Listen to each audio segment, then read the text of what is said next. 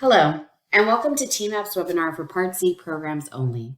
This webinar will provide information and guidance on the Part C requirement for the report by household. My name is Lauren Robbie, and I am a TEMAP program coordinator. This webinar also includes Erica Garza, the CDBG Cares TEMAP program manager, and Katie Wilkeson, another TEMAP program coordinator. Before we start, here are a few housekeeping rules for the live webinar. First, the webinar slides and recording from today will be posted online at our webpage. Also, we ask that you please use the questions field, not chat, in the right-hand section of your screen to ask questions to the presenters. Lastly, we will also have a questions and answer session at the end to answer any questions that have been asked during the webinar. The agenda for this webinar includes the following two topics: monthly reporting Part C requirement for the monthly report by household. This will only impact Step 1 for Part C programs until November 30th, 2021. And at the end, we will have a Q&A session and answer questions that anyone may have asked during this presentation. In this section, we will go over the TEMAP's report by household for Part C subrecipients. I will go over the steps for this report, and Katie will provide an instructional of how to submit this report. The monthly report by household consists of the same two steps as discussed in this morning's live webinar. The main difference is Step 1. Part C programs are required to enter additional information regarding their non-entitlement and entitlement monthly program expenditures. Again, this is only required for the first 5 months of this program. So after November 30th, Part Cs will no longer have to keep track of this and are free to use the remaining funds in both entitlement and non-entitlement service areas. Also, the December 15th report will be the last report that this information needs to be included in and reported to TDHCA. After that, subrecipients will need to upload the spreadsheet and submit the Smartsheet Form. Once you have submitted the report form with the attached monthly report by household, you're done with this monthly report. Now Katie will provide a step-by-step instructional of how to successfully submit this report. So now let's walk through how to submit the monthly report by household for Part C programs. So I'm on the TEMAP webpage, and when I scroll down to the bottom, I can see the monthly performance and expenditure reporting section. There's a link here, monthly report by household Part C. Make sure to use this report. It is specific to Part C. So you will need to use this report. Okay, so I've opened the report.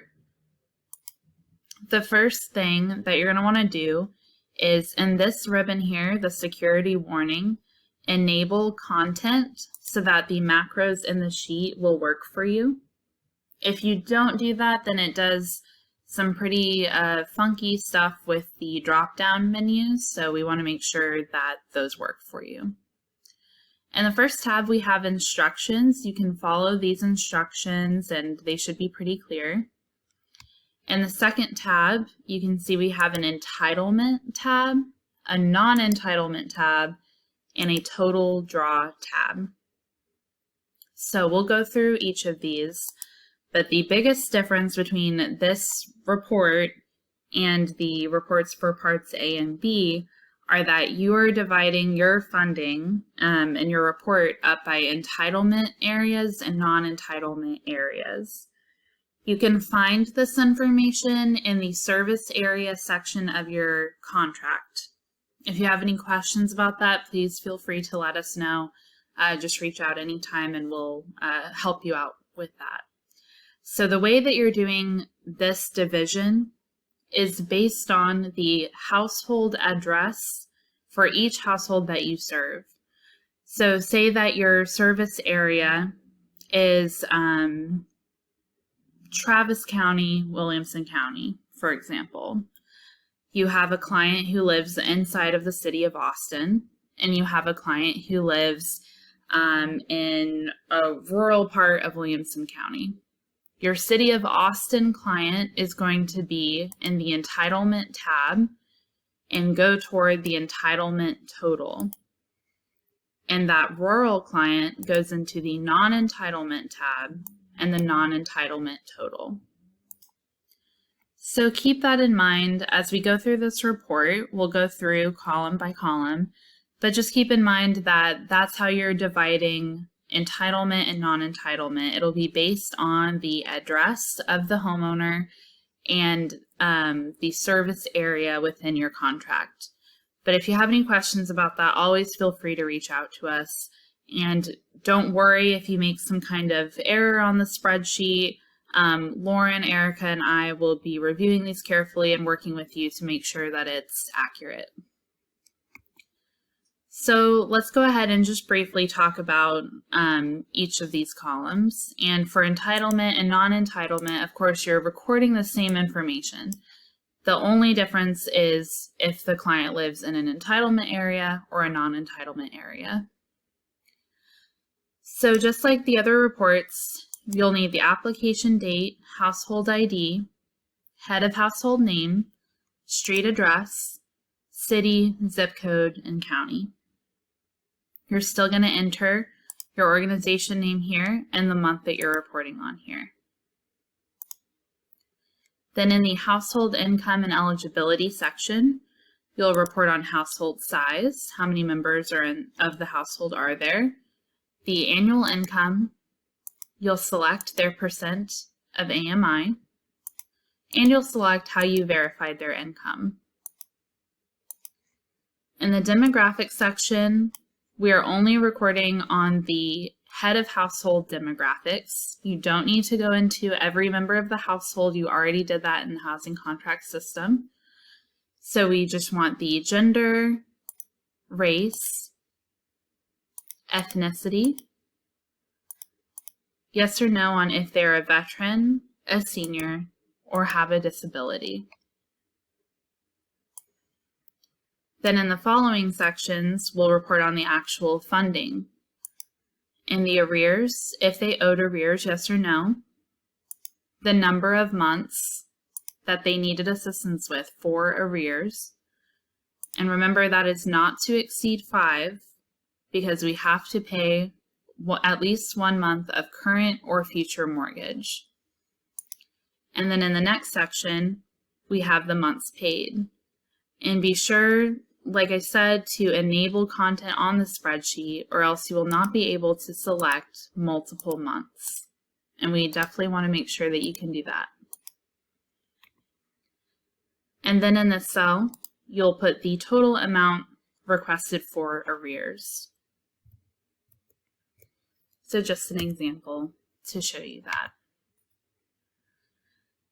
In this section, we'll talk about the current or future mortgage.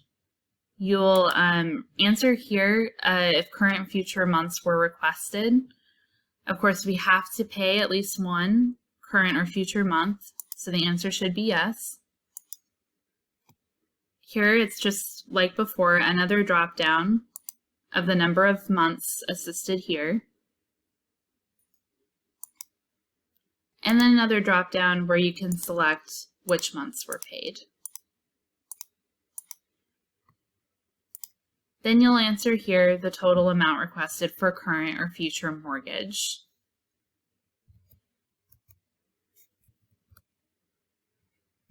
Notice here at this last column that this adds up the total. So this number will be the total amount that you've spent in an entitlement area. And we'll say, for argument's sake, you didn't have any non-entitlement clients this month. We will just submit a blank report there. Then in the total draw tab, you will enter the date that you're submitting. So we're reporting on June. Here we have the option of breaking out the entitlement and non-entitlement administration. We will need you to complete this. And it's important that after you've broken out how much you want to have spent in entitlement admin and non-entitlement admin, that the total admin you've entered here correlates with what you've submitted already in housing contract system for that month. So just make sure that your total here matches what you're actually drawing from the contract system. And if we notice any discrepancies, we will contact you and work with you on that. Similar here, entitlement project, non-entitlement project, and that'll take the total project here. And then you can see that there's a total draw section here. So just remember that the entitlement project and non-entitlement project should equal the total amounts in this tab and in this tab. And that will bring you to your total draw. In some contracts for Part C, you may not even have an entitlement area necessarily. If you review your service area in your contract and you do not have both entitlement and non-entitlement service areas, then you don't need to complete both of these tabs in the spreadsheet. Complete whichever tab is applicable to your service area. If you do have both entitlement and non-entitlement within your service area, but let's say that you didn't necessarily have households from one or the other in this reporting period. So say that you had an entitlement household, but you didn't have any non-entitlement households. That's the same situation as well. You'll just complete the tab that's applicable to you for this month and leave the other one blank. And as I said, just make sure that this total draw tab matches up with everything you've previously reported in the rest of the spreadsheet and with the housing contract system. If we notice any kind of discrepancies, any issues, then we will reach out to you and we will work on correcting those together. Now that we've completed our report, we'll go back to the TEMAP webpage and find the link to submit the report on Smartsheet. So we have our link here, and we'll click, and it'll bring us to the submission portal. You'll just enter your information here, your reporting month and year, and simply upload the file and hit submit. And always make sure that you've clicked send me a copy of my responses. You'll get an email confirming that you've submitted your report. And that's how you will do the monthly by household performance report. Here's the TEMAP program team's contact information.